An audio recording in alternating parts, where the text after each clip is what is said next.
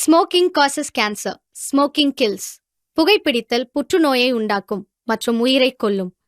Consumption of alcohol is injurious to health. மது அருந்துதல் உடல் நலத்திற்கு கேடு. Be safe, don't drink and drive. பாதுகாப்பாக இருப்பீர். மது அருந்திவிட்டு வாகனம் ஓட்டாதீர்.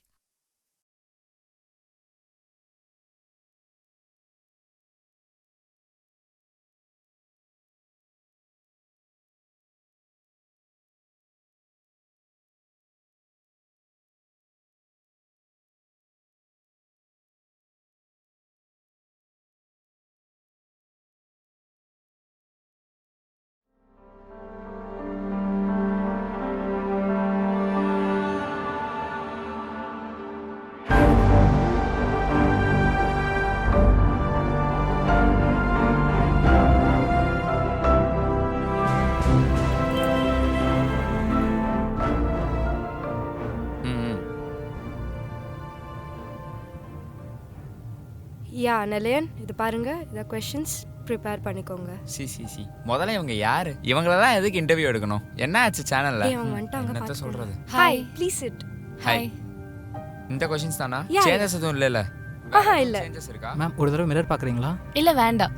மேம் ஒரு வாட்டி பாத்துருங்க மேம். ஏன்னா ரோல் போனதுக்கு அப்புறம் நம்ம கட் பண்ண முடியாது. தோற்றத்துல என்னங்க இருக்கு? நம்ம பேசுற பேச்சுலயும் நம்ம செய்யற செயலையும் தான் உண்மையான முகம் தெரியும். Okay fine. ரோல் போயிடலாமா ma'am? Done. Cameraman ready? Roll போலாமா? ரெடியா? ரோலிங். சிந்தனை சிற்பி நேயர்கள் எல்லாருக்கும் அன்பு வணக்கம். நான் உங்க விஜே நிலையன். இன்னைக்கு நம்ம கூட ஒரு சூப்பர்பான கெஸ்ட் ஜாயின் பண்ணிருக்காங்க அப்படின்னு தான் நம்ம சொல்லணும். பாதை மாறி போன நிறைய பேருக்கு சரியான பாதையை காட்டிய வழிகாட்டி அப்படின்னே உங்களை சொல்லலாம். Student counsellor cum motivator doctor Athirai நம்ம கூட இருக்காங்க. வணக்கம் மேம். வணக்கம். எப்படி இருக்கீங்க? நல்லா இருக்கேன் நிலையன். நீங்க எப்படி இருக்கீங்க? நல்லா இருக்கேன் மேம். அண்ட் முக்கியமான விஷயம், சிந்தனை சிற்பி நேயர்களுக்கு என்னுடைய அன்பான வணக்கம். அண்ட் முதல் கேள்வி, உங்ககிட்ட ஒரு விஷயம் கேட்கணும் அப்படின்னு நான் ஆசைப்படுறேன். இப்ப இருக்கிற காலகட்டத்துல சோஷியல் மீடியா இம்பார்ட்டன்டான ஒரு ரோல் பிளே பண்ணுது. ஒரு ஸ்டூடெண்ட் கவுன்சிலரா அண்ட் மோட்டிவேட்டரா நீங்க சோஷியல் மீடியாவை எப்படி பாக்குறீங்க? To be honest, social media use பண்ணாதவங்க இந்த உலகத்திலே கிடையாது. நீங்களும் யூஸ் பண்றீங்க, நானும் யூஸ் பண்றேன், இங்க எல்லாருமே யூஸ் பண்றோம். பட் நம்ம அதை எதுக்காக யூஸ் பண்றோம், நம்ம அதை எதுல பயன்படுத்துறோம்ன்றது தான் விஷயமே இருக்கு. சோ என்ன பொறுத்த வரைக்கும் சோஷியல் மீடியான்றது ஒரு டபுள் எட்ஜ் ஸ்வார்ட்ஸ், அதாவது இரு பக்க கூர்மையான வாள்கள். இன்னும் ஈஸியா சொல்லணும்னா over consumption of social media மிகப்பெரிய ஆபத்துல. ஆக்சுவலி நீங்க சொன்னது 100% உண்மை மேம். அண்ட் அதை தாண்டி நம்ம மக்கள் எல்லாருமே உங்ககிட்ட ஒரு கேள்வி கேட்கணும் அப்படின்னு ஆசைப்படுறாங்க. தொடர்ந்து தோல்வியை பார்க்குற ஒருத்தவங்களுக்கு நீங்க என்ன சொல்லணும்னு ஆசைப்படுவீங்க? Success is not final, failure is not fatal, it's the courage to continue the process. உங்களுடைய ஃபெயிலியருக்கான காரணத்தை கண்டுபிடிச்சு அதை அனலைஸ் பண்ணி ரெக்டிஃபை பண்ணுங்க. உங்களோட ஹோப்பை என்னைக்குமே விட்டுறாதீங்க. அதுக்கு அகைன் அண்ட் அகைன் ஓடிட்டே இருங்க. சி, ஒரு குழந்தை பிறந்த உடனே வேலைக்கு போயிடுமா? இல்ல, அது படிப்படியா படிச்சு காலேஜ் போய் அதுக்கப்புறமா தானே வேலைக்கு போக முடியும். அதே மாதிரி தான் சக்சஸ் உடனே கிடைச்சிடாது, படிப்படியா தான் போகும். அதோட முதல் படி தான் தோல்வி. ஷார்ப்பான ஆன்சர்ஸா சொல்லிட்டு இருக்கீங்களா மேம்? Okay done ma'am. இந்த கேள்வி என்னோட ஒரு பர்சனல் கேள்வி. நான் மட்டும் இல்ல, எல்லாருமே தெரிஞ்சுக்கணும்னு ஆசைப்படுற ஒரு கேள்வியும் கூட. எல்லாருக்குமே சின்ன வயசுல இருந்து ஒரு கனவு இருக்கும். அந்த கனவை நோக்கி நம்ம ஓடிக்கிட்டு இருப்போம். ஒரு கட்டத்துல அந்த பாதை மாறி போய் வேற ஒரு இடத்துல வந்து நம்ம உட்கார்ந்துருப்போம். இந்த மாதிரி உங்களுக்கு சின்ன வயசுல இருந்து ஏதாவது கனவுகள் இருந்ததா? நான் ஸ்டூடெண்ட் கவுன்சிலராகவும் மோட்டிவேட்டரும் ஆனதுக்கு காரணம் என்னோட லைஃப்ல நடந்த 3 சம்பவங்கள் தான். அதை நான் 3 அத்தியாயம் தான் சொல்லுவேன். நான் 12th படிக்கும் போதே எங்க அப்பா இறந்துட்டாரு. எங்க அம்மா தான் என்னையும் என் தம்பியும் படிக்க வச்சாங்க. காலேஜ் போனதுக்கு அப்புறம் அங்க இருக்க கடைகள்ல வேலை செஞ்சு அந்த காசை வச்சுதான் காலேஜ் ஃபீஸ் நான் கட்டினேன். பட் எனக்கு டைரக்டர் ஆகணுங்கிறது தான் முதல் கனவா இருந்தது. அதுக்காக நான் சென்னைக்கு வந்தேன். சென்னைக்கு வந்ததுக்கு அப்புறம் தான் எனக்கு தெரிஞ்சது இங்க கான்டாக்ட் இல்லாம காசு இல்லாம ஒண்ணுமே பண்ண முடியாதுன்னு. இங்க சில கடைகள்ல நான் வேலை பார்த்தேன். காலையில 10 மணில இருந்து ஈவினிங் 6 மணி வரைக்கும் ஜெராக்ஸ் கடையில வேலை பார்ப்பேன். அதுக்கப்புறம் ஒரு ஹோட்டலுக்கு போய் 7 மணில இருந்து 11 மணி வரைக்கும் வேலை செய்வேன். அது எல்லாத்தையும் முடிச்சுட்டு டயர்டா வீட்டுக்கு வந்து டைரக்ஷனுக்கான வேலையை நான் பார்ப்பேன். சில ஆத்தர்ஸோட புக்ஸ் எல்லாம் நான் படிப்பேன். லைக் சுஜாதா, ஜெயமோகன், கல்கி கிருஷ்ணமூர்த்தி, இவங்களோட புக்ஸ் எல்லாம் நான் படிப்பேன். அதுல இருந்து சில லைன்ஸ் எனக்கு கிடைக்கும். அதை நான் டெவலப் பண்ணி எழுதுவேன். அப்படி படிச்சுட்டு இருக்கப்போ ஒரு நாள் ஒரு சம்பவம் நடந்தது.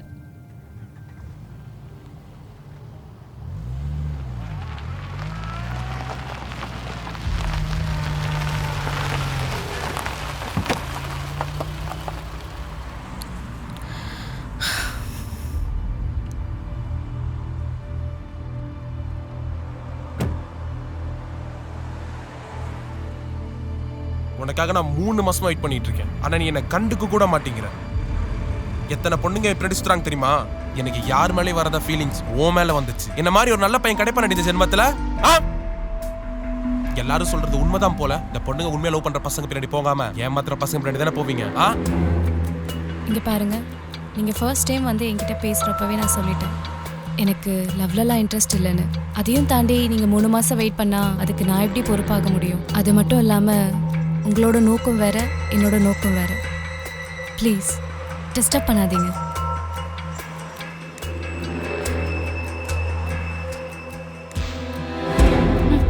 நானா வந்து ப்ரப்போஸ் பண்ணனால தான் உனக்கு இவ்வளவு திமிரு. உன்னை என்ன பண்றேன்னு பாரு.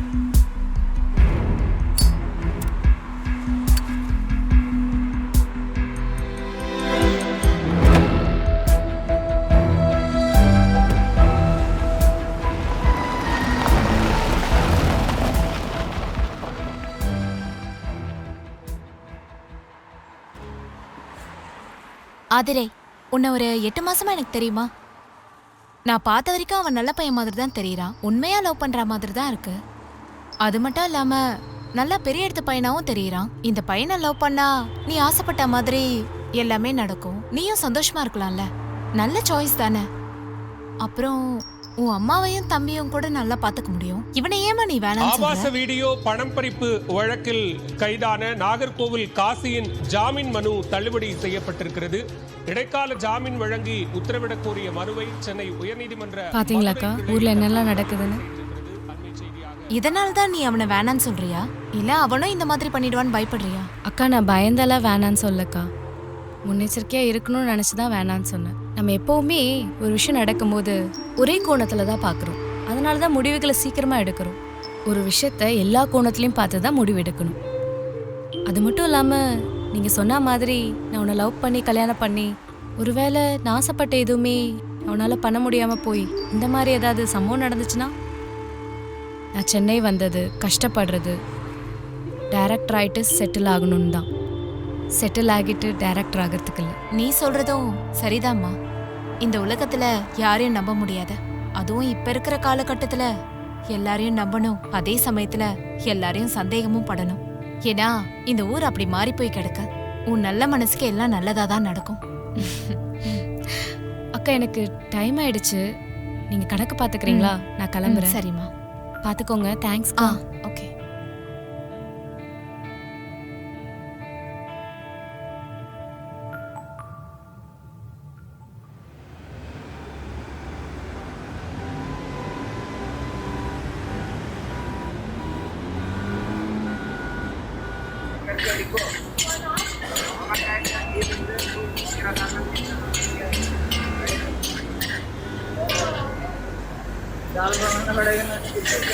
அண்ணே ஒரு ஃப்ரைட் ரைஸ். மாஸ்டர் ஒரு சில்லி சிக்கன், ஒரு கலக்கி பார்சல். அப்ப கொடுங்க, நான் வச்சிடுறேன். ஏய் சீ, கேவலம். ரோட்டு கடையில வேலை செய்யற நீ என் கையை தொடுறியா? எனக்கு தீட்டாயிருச்சு. இது என் குடும்பத்தையே பாதிக்கும். ஐயோ நான் என்ன பண்ணுவேன்னு தெரியலையே. நான் பாவம் பண்ணிட்டேன். இல்ல பாவம் பண்ண வச்சுட்டேன். என் நாளையே நாசமாக்கிட்டேன். கடன் நடத்துறீங்களே, இதை கூடவா சொல்லி கொடுக்க மாட்டீங்க? நீங்க எல்லாரும் சமதர்மம் பேசுறதுனால தான் உங்களுக்கு எல்லாம் திமிரா போச்சு. சீ நகரு. பேசிட்டு போறான் பாரு, மனுஷனா இவன்.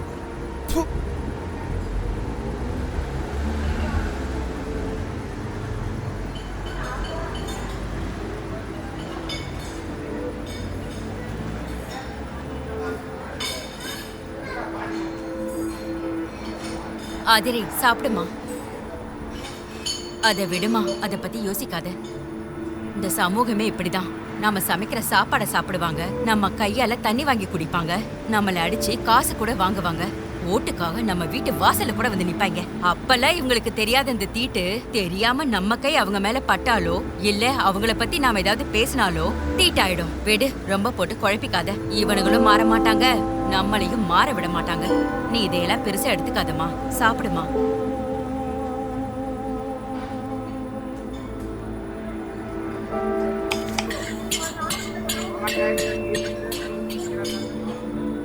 வணக்கம். இன்றைய முக்கிய செய்திகள். புதுக்கோட்டை புதுக்கோட்டை மாவட்டம் வேங்கை வயல் கிராமத்தில் தலித் சமூகத்திற்காக ஒதுக்கப்பட்ட குடிநீர் தொட்டியில் மனித கழிவு கலக்கப்பட்டதாக கண்டுபிடிக்கப்பட்டது.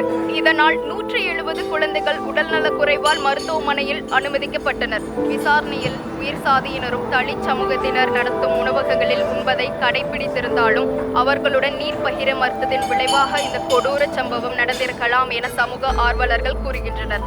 பாதிக்கப்பட்ட மக்கள் நீதிக்காக தொடர்ந்து போராடி வருகின்றனர்.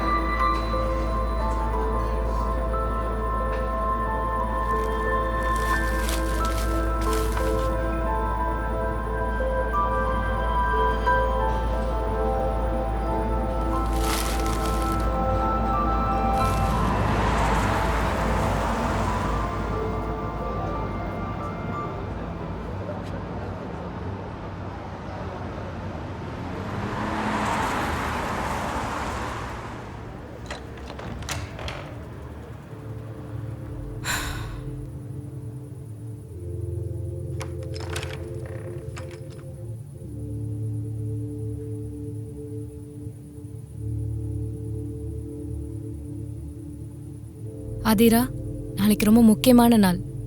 ப்ரொடியூசர் கிட்ட ஸ்டோரி நரேட் பண்ணணும். நீ அதுக்கு ரெடியாகு. ம் ம்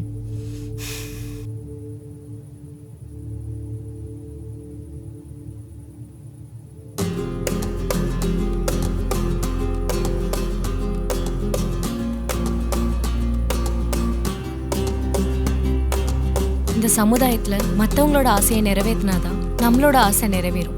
இல்லைனா நம்ம ஆசை நிறைவேறாது. ஃபர்ஸ்ட் இந்த மாதிரி ஆரம்பிக்கும் சார். அதுக்கப்புறமா தான் டைட்டில் கார்டு போடுவோம்.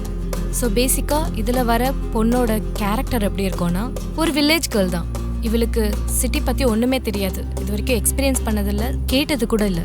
அப்படி ஒரு பொண்ணு டைரக்டர் ஆகணுன்ற ஒரு ஆசையில் சென்னைக்கு வரா. இங்கே வந்ததுக்கு அப்புறம் தான் அவளுக்கு புரியுது, கான்டாக்ட் இல்லாமல் காசு இல்லாமல் சென்னையில் ஒன்றுமே பண்ண முடியாதுன்னு. இதான் சார் கதை. ஸ்கிரிப்ட் சூப்பராக இருக்குமா? கண்டிப்பாக ப்ரொடியூஸ் பண்ணலாம். ஆர்டிஸ்ட் யாரு? ஆர்டிஸ்ட் வந்து மோகனா சுப்ரமணியம். அவங்க பண்ணால் கரெக்டாக இருக்கும் சார். மோகனா சுப்ரமணியமா? என்ன பட்ஜெட் பிளான் பண்ணியிருக்கீங்க? Budget 3 crores sir. இன்டோரா அவுட்டோரா? இன்டோர் தான் சார். சரி, ஓகேம்மா. மற்றதெல்லாம் என் மேனேஜர் சொல்லுவார். Thank you sir. Okay sir, synopsis. ஓகேம்மா, நீங்கள் போயிட்டு வாங்க.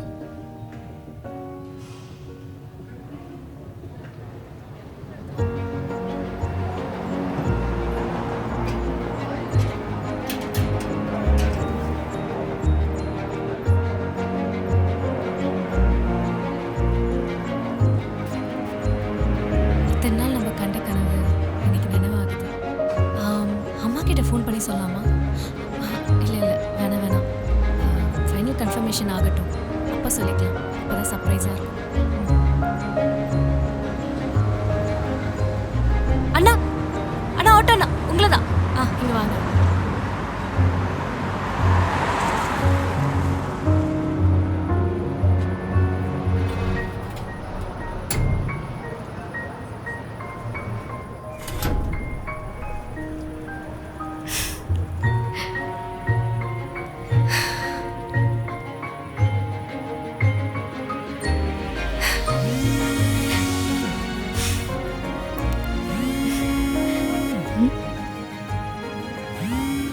ஹலோ மா, உங்க கதை சாருக்கு ரொம்ப பிடிச்சிருக்கு. சாரும் ஆர்டிஸ்ட் கிட்ட பேசுறேன்னு சொல்லிருக்காங்க. He is very happy with your script. ஆனா சார் உங்களை மீட் பண்ணணும்னு சொல்றாங்களே. கண்டிப்பா சார், நான் கண்டிப்பா ஆஃபீஸ் வந்துடுறேன். ஆபீஸ்ல இல்லம்மா, ரிசார்ட்ல. ரெசார்ட்ல எதுக்கு சார்? பேசதாமா. பேசுறதுக்கு எதுக்கு சார் ரெசார்ட்? புரிஞ்சுக்கோமா. சார், எனக்கு புரியல. மா, அட்ஜஸ்ட் பண்ணா படம் உடனே பண்ணலான்னு சார் சொல்றாங்க. சார், நான் அந்த மாதிரி பொண்ணெல்லாம் இல்லைங்க சார். மா, உன்னை நல்லா புரிஞ்சுக்க. இந்த சமூகத்துல நம்ம ஆசையை நிறைவேற்றணும்னா நம்ம மத்தவங்களோட ஆசையை நிறைவேற்றணும். எந்த எக்ஸ்பீரியன்ஸ் இல்லாத உனக்கு உட்கார வச்சு கதை சொல்ல சான்ஸ் கொடுத்துருக்கோம். அதுக்காகவே நாங்க கேக்குறத நீ பண்ணலாம். அடுத்து நீ படம் பண்ணி பெரிய ஆள் ஆயிட்டேன்னா உன்கிட்ட யாராவது வந்து இப்படி கேட்பாங்களாமா? யோசி. சார், நான் நல்லா யோசிச்சுட்டேன். இங்க நிறைய ப்ரொடக்ஷன் ஆஃபீஸ் இருக்கு. நான் வேற ப்ரொடியூசர் கிட்ட என் கதையை சொல்லி நான் என் படத்தை எடுத்துக்கிறேன். நீ எப்படி படம் பண்றேன்னு நான் பாக்குறேன்.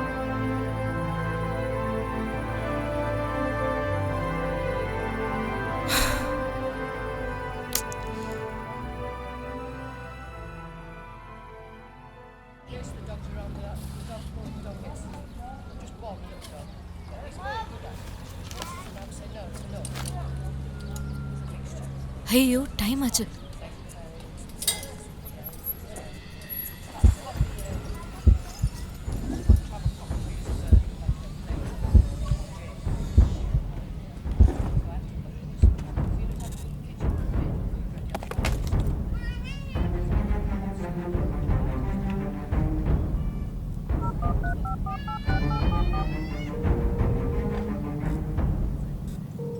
சார் நான் ஆதிரை பேசுறேன் சார். யாருங்க? சார் அன்னைக்கு வந்து ஸ்டோரி நரேட் பண்ணல, அந்த ஆதிரை பேசுறேன் சார். எந்த ஸ்டோரிக்குமா? சார் இப்போ அனௌன்ஸ்மெண்ட் போஸ்ட் போட்டிருக்கீங்களா சார், அந்த ஸ்டோரி. அதுக்கு டைரக்டர் அபர்ணா ஜெயக்குமார் தானே? நீங்க யாரு? சார் நடிக்காதீங்க சார். உன் கதை தான் எடுக்கிறோன்னு தெரிஞ்சிடுச்சா? நீ தான் அட்ஜஸ்ட்மெண்ட் ஒத்துக்க மாட்டேன்னு சொல்லிட்டியே. சார் அதுக்காக வேற ஒருத்தங்களை வச்சு என் கதை எடுப்பீங்களா?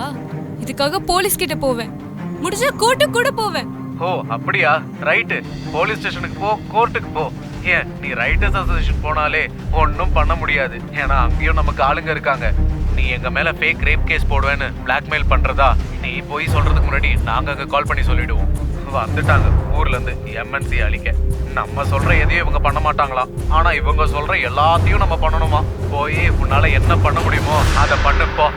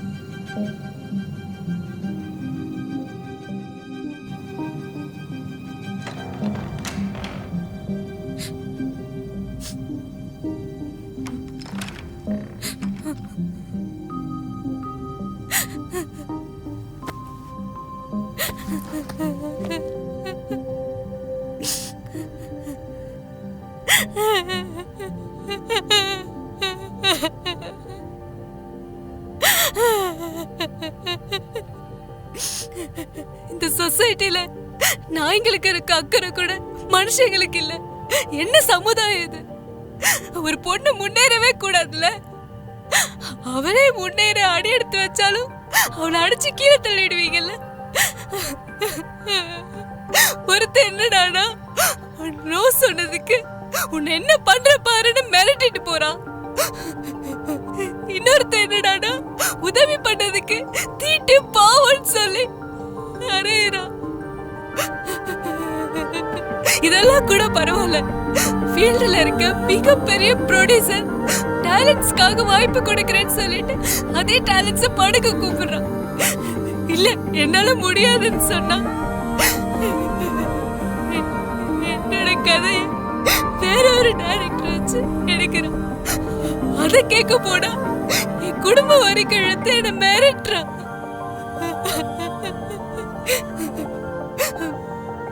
பெண்கள் சமத்துவம் ஒரு விருப்பம் இல்ல, அது அடிப்படை உரிமை. அவங்களோட வாழ்க்கையை திசை மாத்து ஒரு சொசைட்டிக்கு எப்படி உரிமை இருக்கும்? கல்வி, சுய ஆட்சி, உரிமை இதெல்லாம் யாராச்சும் கொடுக்கிற வரம் இல்ல. இதெல்லாம் அவங்க பிறந்த நொடியில இருந்தே கிடைக்கிற உரிமை.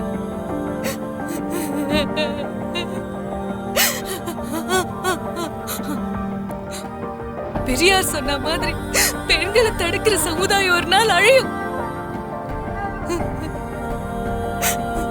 பாரதியார் சொல்லியிருக்காரு, சுதந்திரமான ஒரு பெண் இல்லாத இடத்துல விடுதலை வராதுன்னு. அம்பேத்கர் பாருங்க, ஒரு பெண்ணோட உரிமையை எல்லா அரங்கத்திலையும் சொல்லுவார். உங்க பேசுனதுதான் இங்க எல்லாரும் சொல்லிட்டு இருக்காங்க. ஆனாலும் சில பேர் பெண்களுக்கு ஒரு பெர்மிஷன் மாதிரி பெண்களுக்கு இந்த உரிமை கொடுக்கணும் அந்த உரிமை கொடுக்கணும்னு இன்னும் பேசிட்டு இருக்காங்க.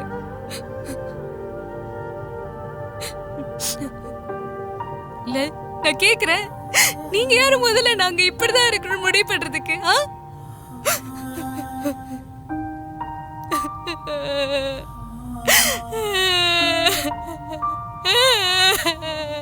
லைஃபே போச்சு.